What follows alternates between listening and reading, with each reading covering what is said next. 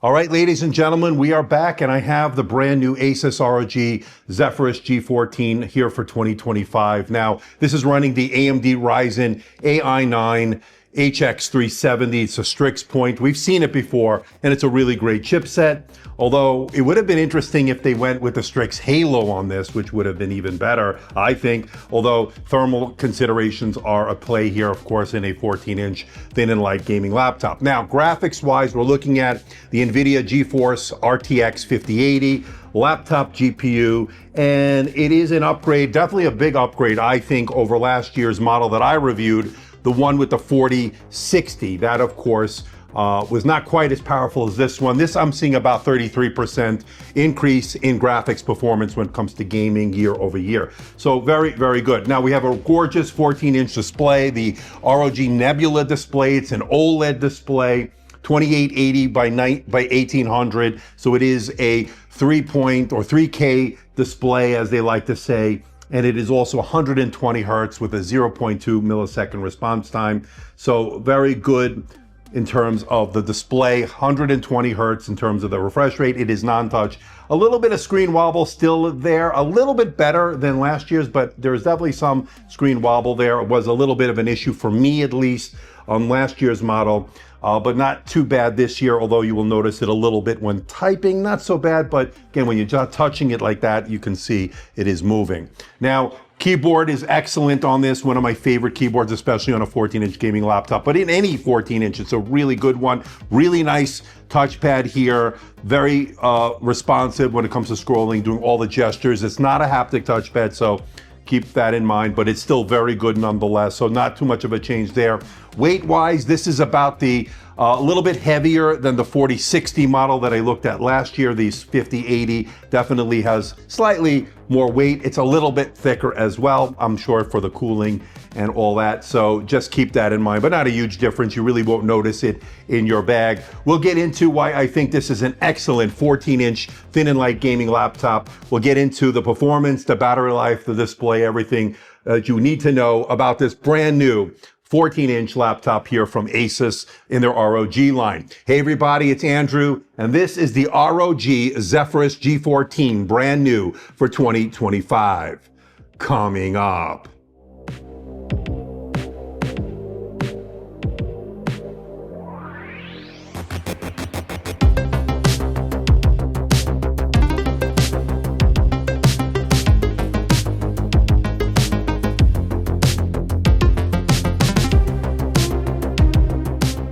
We're going to start off with the build and design. This is that platinum white, and as you can see, it has a slash lighting on the back. You could turn that off in the Armory Crate app, in the Aura lighting and stuff like that, but if you're in a meeting, you don't want to have that on, you can turn that off. I don't mind it. It's not something that I would care if they took it away or they kept it. I'm kind of indifferent about it, but again, it gives it that gamerish vibe, and some people don't want it. They want a normal looking laptop, and there you go. Platinum white is absolutely gorgeous. I think they also have this in a gray model, but I really love this platinum white. Now, as far as the keyboard, excellent key travel here. It's very comfortable for typing out documents, emails, and the like. You got your Copilot key there. Again, like I said earlier in the intro, the nice touchpad here. It's not haptic, but it is very good for scrolling, doing all your gestures and so forth. It's been very good. Speakers wise, it's been pretty good so far as well, as far as the audio. Let's give a little example of it. I did it in that live unboxing that I did on it, but for those that missed it, I'll leave a link in the description below. Now let's give it a listen, and you tell me what you think in the comments section below.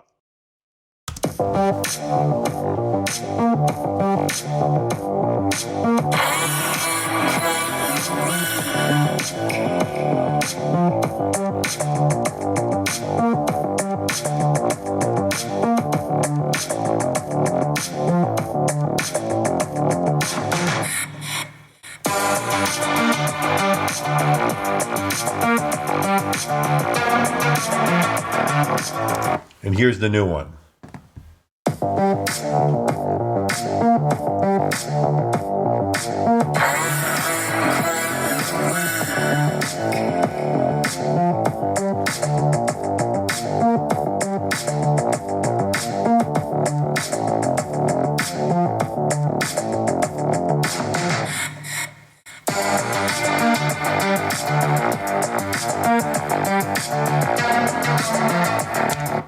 So last year's model, just to give you an idea, we'll do that first, we'll put it in kilograms, was 1.471 kilograms, and that is 3 pounds, 3.9 ounces. So again, let's put it back into kilograms here. Again, 1.471, and the brand new one here for 2025, it is heavier, as I thought, 1.581 kilograms. So a little bit heavier, not much, but a little bit. And that would be 3 pounds, 7.8 ounces. And then if you want the travel weight here, here's your power brick, 200 watts, along with the power cord. You're up to 4 pounds, 11.1 ounces. And in kilograms, that is 2.128 kilograms. So the one on the top is the new one. So its footprint is basically the same. Again, the new one on the top there is definitely thicker. You could see it there. So on the left are the ports here. You get your proprietary power port, HDMI. And then the new one does tell you that it is 40 gigabits per second, which is a USB 4.0. And then there's a USB-A headphone jack, same as the last year's. And then on this side, micro SD card reader, USB-A, and then Type-C ports. These are standard, I think, 3.2 Gen 2. All right, let's talk about the display here. This is the 14-inch Nebula display. It's OLED. It's 120 hertz. It's non-touch. It gets bright, so that's been very good in terms of standard dynamic range. As far as high dynamic range, it can peak pretty high as well. So pretty good in that regard. I had no issue with the brightness. It is a glossy display, so you'll notice some glare and reflection depending on your lighting condition, but it is an OLED display. So what does that mean? The really deep blacks, the super vibrant colors, the high contrast, everything pops. It's really gorgeous, especially when it comes to gaming and stuff like that. It's really good. Content creation, Lightroom, Photoshop, video editing in Premiere Pro, DaVinci Resolve. This has been a very good panel. It's got excellent color coverage of the color gamut, excellent coverage or color accuracy, I should say. So very good. This is exactly what you'd expect with an OLED display. It's all here. And it also has some negatives, right? So you have to worry about a couple of things with an OLED display. I've mentioned it before. PWM is present here. That screen flickering is part of the OLED technology. Some people are sensitive to that. I am not. But again, I would be remiss if I didn't point that out. And the other thing to be cognizant of is screen burn-in down the road. Although they've got some very good anti-screen burn-in type of software baked into the settings and, of course, into this laptop. So they do a good job in the OLED care of this. So that has been pretty good. As far as the webcam, there is a 1080p IR webcam. That means you can log in with face recognition with Windows Hello. It's pretty good. So let's give it a look and a listen. So this is the camera on the brand new Asus ROG Zephyrus G14 here for 2025, 1080p. It is IR. What do you think about the video quality and what do you think about the audio quality? Now this does have all the studio effects, background blur, auto framing, all that's there, eye contact. This is the portrait blur and this is the standard blur. Let me know what you think in the comments section below. All right, let's talk performance here. And we're seeing a pretty nice improvement in terms of the overall performance. We can look at the single core, multi-core, and the synthetic benchmarks, Geekbench 6, of course. You could also look at the Cinebench 2024. You can see definitely very capable. Obviously, we've seen the Strix point before, the AMD Ryzen AI 9 HX 370. That has been pretty good. So for your everyday tasks, doing Microsoft Office, email, web browsing, everything works as you'd expect. Everything handled very well with this in terms of those everyday tasks. Now, when it comes to things like video editing, yes, this is very capable because it has the RTX 5080 in here. And with the 5080, I'm seeing about a 33% increase in terms of graphics performance over the 4060 in that model I looked at last year. So we're definitely seeing a nice increase there. We're seeing pretty good 3D Mark scores, as you can see, again, about a 33% or so in that range in terms of increase year over year. So as we look at those scores, and of course, gaming with this 14-inch thin and light gaming laptop is what you want to do with this, obviously one of the priorities. And as you can see, very capable in terms of the frame rates. when it comes to some AAA titles. You have to play with some of the settings. You want to maybe enable some DLSS if the title supports it. That will help with the frame rates, and of course with the frames per second. That will be very good. Now, the gaming on this was very good. I have no complaints on it. I was able to run the same games on last year's model, and I'm seeing a much better performance here. For instance, I ran the NBA 2K25, and that one I saw an average frame rate with the full settings and everything at about 130 frames per second on this one, as opposed to 95, 96 max on last year's 4060 model that I looked at. So you can see it is definitely an increase year over year.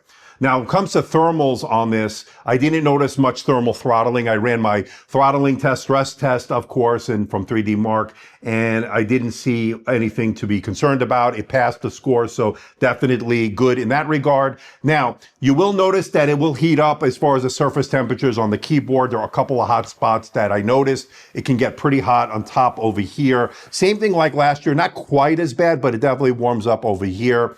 And there is some differences in the cooling we'll talk about in a moment. But as far as fan noise, you definitely will notice it when pushing this under heavy load when you're gaming.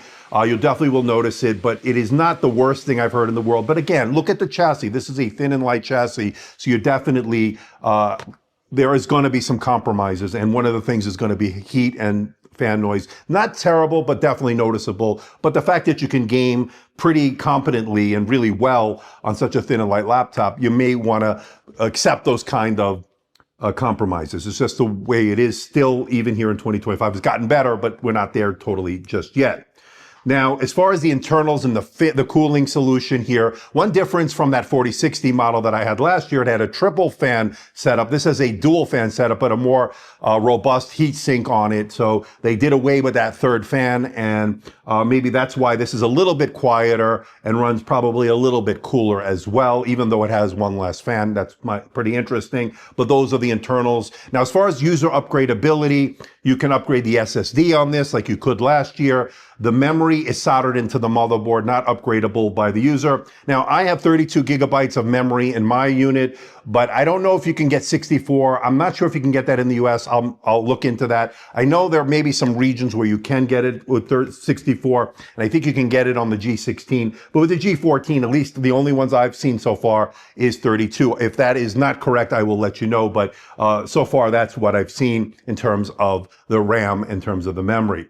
Now, it's using Wi-Fi 7 here, and that combo card is pretty good. I had no issues in terms of the Wi-Fi or the Bluetooth in terms of reception or anything like that. It worked fine for me. Again, pretty good in that regard. All right, let's talk battery life here, and we're seeing about 5 hours or 6 hours on the mixed use test. That's the PC Mark 10 Modern Office test. We're looking at about 11 hours, 17 minutes I got on the video playback. Not terrible, not great either, but considering the high-end display, 120 hertz OLED, very bright. And of course, this is a gaming laptop first and foremost. Not terrible. Again, not too bad. And when it comes to gaming on battery, a little bit over an hour is what I saw on the PC Mark 10 gaming test. So you're not going to get much more than that. Again, battery life is not going to be the focus on this. So just keep that in mind. Now, they do include a 200 watt power charger. Power supply is proprietary in terms of the connection. That's typical of Asus. And you can charge on the USB-C ports, although you have to have, I think, a minimum of 100 watts to get it to charge properly. Otherwise, you'll get a warning that it's not a proper charger in terms, it's a slow charger. So just keep that in mind. But you're looking at a little bit more than an hour in terms of gaming. That's at best in terms of battery life. Overall, not too bad. Again, this is a gaming laptop at the end of the day. All right, let's talk pricing here. And this can get pretty pricey as we've been seeing laptops in general. I don't want to get into tariffs and all that.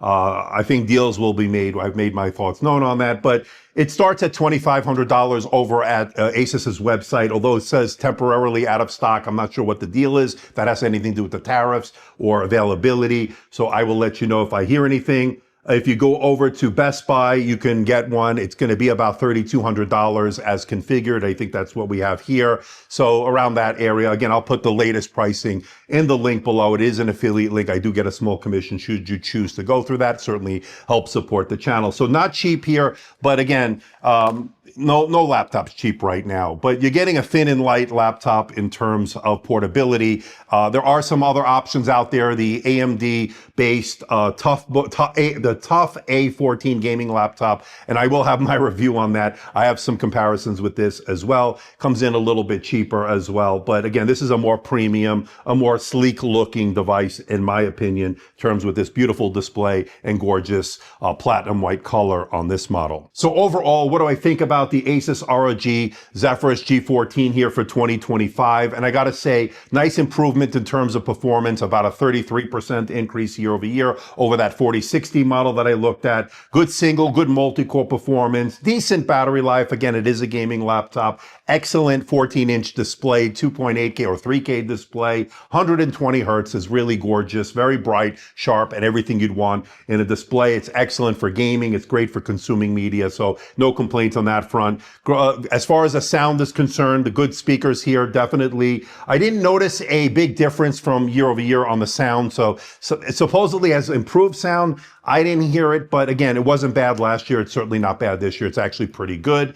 And as far as the camera, pretty decent 1080p webcam. It is IR, so that helps you in terms of logging in with face recognition. It is expensive, and that's one of the biggest cons of this, of course. It starts at $2,500 as configured, looking at around $3,300, so not cheap.